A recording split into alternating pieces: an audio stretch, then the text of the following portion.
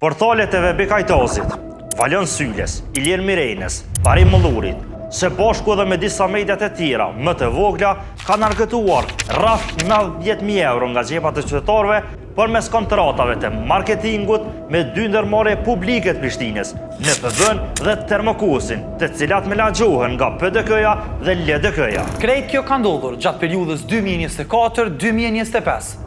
Disa nga portalet kanë siguruar kontrata paralele nga të dyja ndërmarrjet publike, disa vetëm nga njëra.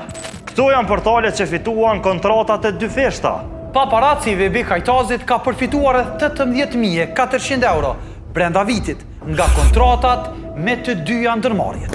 Periskopi i Ilir Mirenës, njëjtë si paparazzi, ka argëtuar rreth 18.400 euro. Front Online ka përfituar 12.600 euro. Kurse, këto janë portalet që kanë lidhur kontrat, veç me njëre ndërmarrje. Metro e Valion Syles ka fituar rreth 8.800 euro për 11 muaj nga NPB.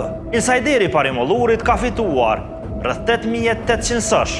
E reporteri Bekim Kabashit ka përfituar po ashtu 8.800 euro. Lista nuk përfundon këtu. Veriu Info ka përfituar gjithsej 4.550 euro nga NPB. Telegrami, një portali pa njohur, i gazetarit Florem Zeqaj, ka marrë 9.600 euro për një vit nga Termokusi.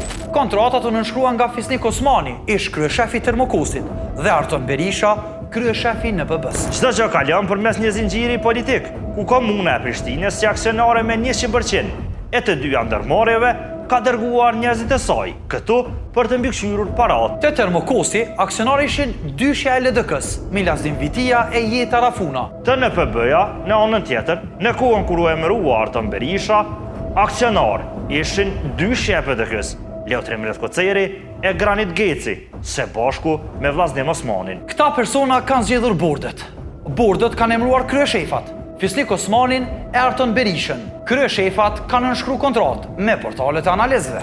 Në këto kontrata, ani pse nuk thuhet zyrtarisht, pavarësia editoriale duket se ka pasur një çmim. Portalet e analizëve e kanë pas një obligim specifik që bie ndesh me misionin e tyre kritik. Ato kanë publikuar materiale të gatshme siç dëshmohet me një klik.